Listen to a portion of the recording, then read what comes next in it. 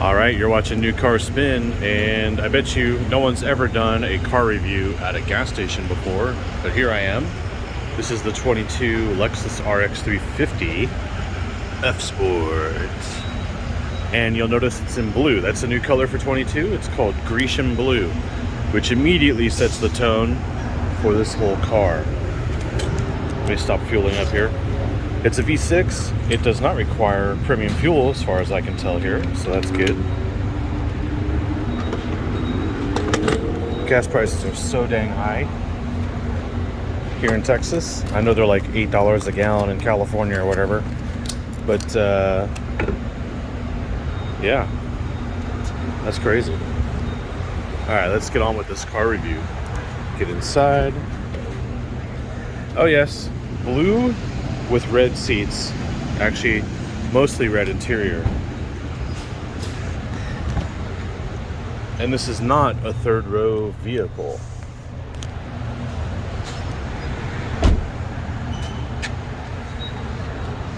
It's noisy out there. Let's shut the door and get into some quiet solitude. Start this thing up. So for 2020, they updated the suspension and the weight reduction. They just did a lot of things to the RX to kind of update it. They brought the touchscreen almost 5.5 inches forward. Back closer to the driver. And this is the optional 12.5 inch high resolution display. And, you know, the problem I have with the RX is that it's been around since like 1998. They've updated it and everything. But the biggest issue with it is that it's mainly driven by old people, confused old people. So the last time I had an RX, I called it the Nancy Pelosi of cars. It was in seaweed green, it was a hybrid, it was the third row, it was this big, it was just nasty. And well, here I am in the regular size version, and all I could think about is the Genesis GV70 and how old this thing is. You know, they've updated it, but just in general, the name RX just tells me about the generation of people that drive this vehicle. Older people who go to the pharmacy all the time, they're medicated. It's not a good look, Lexus. It really isn't. And that's kind of the thing I have about this vehicle.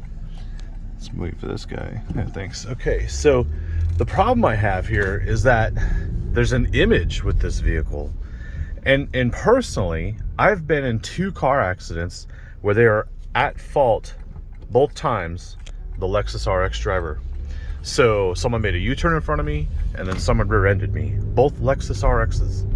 And as you can tell, they kind of are everywhere around here, even the older ones. But basically, this is what I'm stuck with, driving an RX for the week. And it's not terrible. I'm just thinking they're trying to do a few things here to make it more hip and current by giving it something like the Fsport package, which replaces the performance package. And I still haven't even looked at the window sticker. Let's see what that actually looks like. If it's even in the vehicle. Do we have a window sticker? No, we do not. Nope. So I don't even know what the options are on this vehicle. They're not here. Oh well. But what I will tell you, let's get out of here. It does have pockets that fold out. It does have auto windows for the up and down, for everything. It's got the Mark 11s in stereo. It has Android Auto and Apple CarPlay, which makes up for the lack of serious tech in this vehicle, but it still doesn't really solve the problems. And I'll go over them with you. The first one is the door. Listen to this.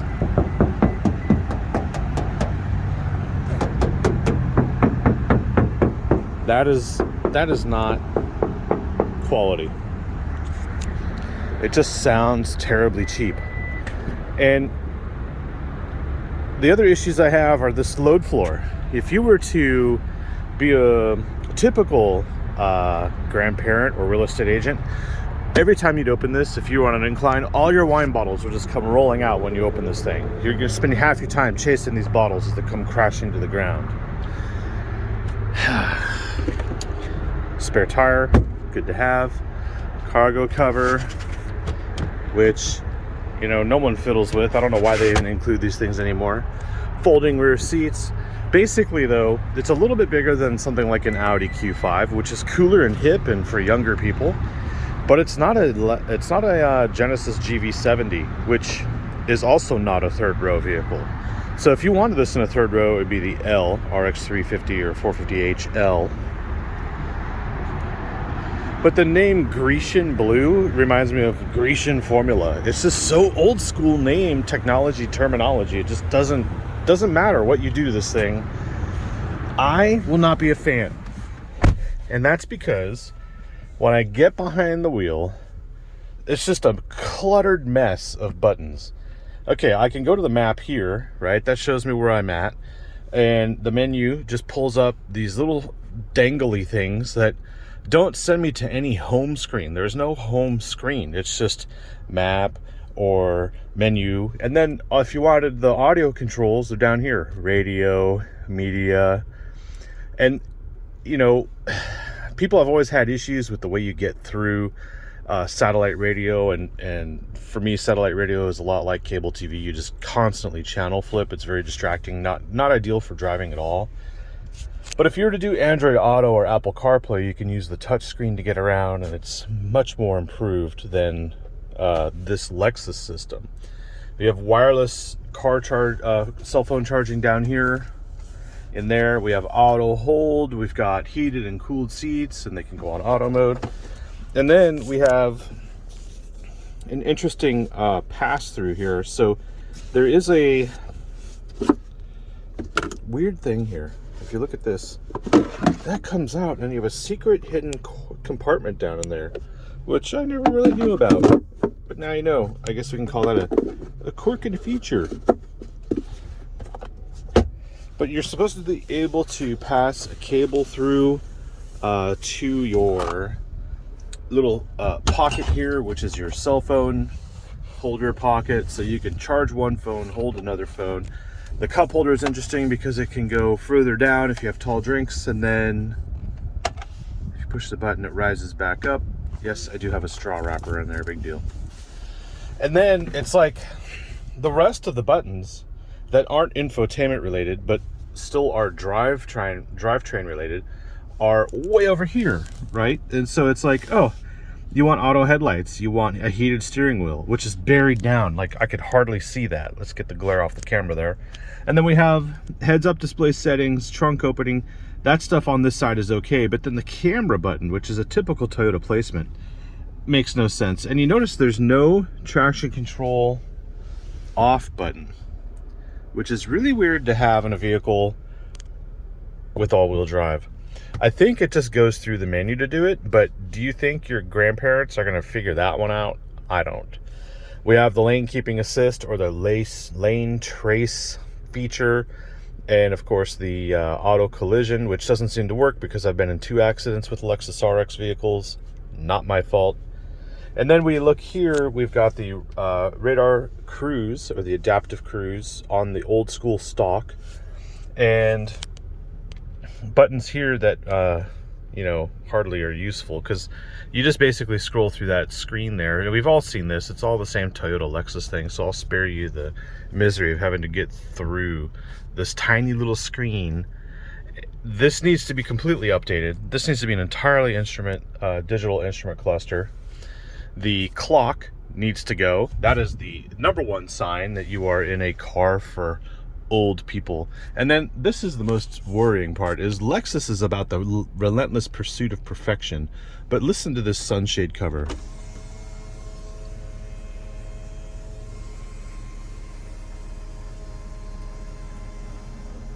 That is the nastiest noise, and the noisiest, nastiest noise I've ever heard of in a Lexus. I'm surprised. Even the grainy dirt sound in there is just, and this car only has 730 miles on it. Just that sound. And then the other problem is, if you were to tap this to open like in a normal vehicle, it won't open. It just doesn't open when you tap it. You have to sit here and hold it and then let go. It's just like little things like, oh, did you accidentally mean to open it? We'll still open it, but just a little bit. And then when you fully open it, we'll just open it, but just a little bit. I mean, this is not even above my head. It's forward of my head. And if you're gonna have a big panoramic sunroof like this, you better make it open. This is not open. This is just ajar. So, another old person terminology. We have drive modes, and apparently there's an adjustable suspension damper setting, but I don't really feel it. And I only just noticed there's a Sport Plus mode. You turn the wheel to the right, you get Sport, and now you get Sport Plus. It doesn't really matter because there's a lot of squat and dive in here, even after they've firmed up the suspension, because they've had to beef up the anti-sway bars, and then they've hollowed out some control arms as well to reduce the weight. They've also added, I think, 40 pounds of insulation in the vehicle to make the cabin even quieter from the floor level, so it's quieter below. But still, you know, it is a Lexus, and yeah, it's got that new car smell, which we all love, but sitting in here, I don't feel like I'm in a brand new vehicle. You get into a Lexus GV7, oh sorry, a Genesis GV70. See that Freudian slip there? The Genesis just blows everybody away right now, and you should probably go take a look at that. I wouldn't even look at the Audi at this point. Just get the Genesis. So if we pop the hood, which I've never done on a Lexus, you also see the 20-inch wheels. They should be 20s. Where is it? Firestone. Well, I don't think they're that grippy. But again, are you in a race car here? I don't think so. Okay, let's see. Lift this up. There we go.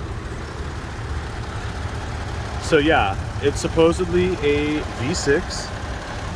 It's definitely not a 4-cylinder. It's transverse mounted. Longitudinally it would be that way, but it's not. It's transverse. And it's not a hybrid. Yeah, it's a V6. So, 0 to 20, that's interesting. It's just, I don't know. I honestly think it's not terrible, but I'm just so tired of these things. They've updated them for so many generations. I think this is the 5th generation since 1998. But it's just the people that drive them make things very difficult for my life, because they're usually they're cutting you off, they're driving slowly, they're stopping for no reason, they're going way too fast. I don't know what it is. But the people that drive these vehicles, and I've been hit by 2 of them, it just seems like it's disorienting. And I'm not sure if it's this split front window below the A-pillar, or if it's just the vast space between me and I can't even reach the front of the dash. It's like a good 7 feet. It just seems like the proportions here are making this a very difficult car to drive. So let's go ahead and drive it. We'll just take it around the road a little bit, because what it does do very well is it sounds good. So we're in Sport Plus. Let's put it in normal first. There we go. Move forward here. Make a U-turn actually. Are we gonna make it? Sure, that's good enough. Wow. So you see we have the 360 camera on there, and it automatically comes on when it detects some objects in the front. Something my Volvo doesn't do. For some reason, the front cameras don't automatically turn on, even though I have them. Different discussion for a different car. So basically, squat and dive means the car goes like this all the time. I feel like I'm on a rocking horse.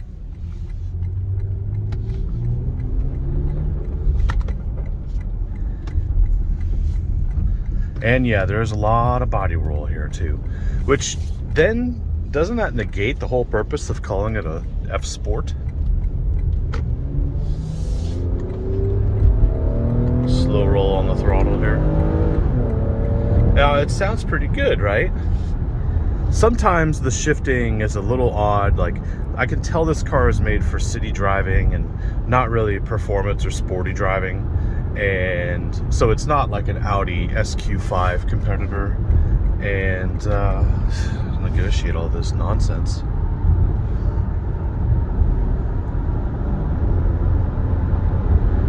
Anyway, we'll now go into Sport Plus mode, and you'll hear the shifts change.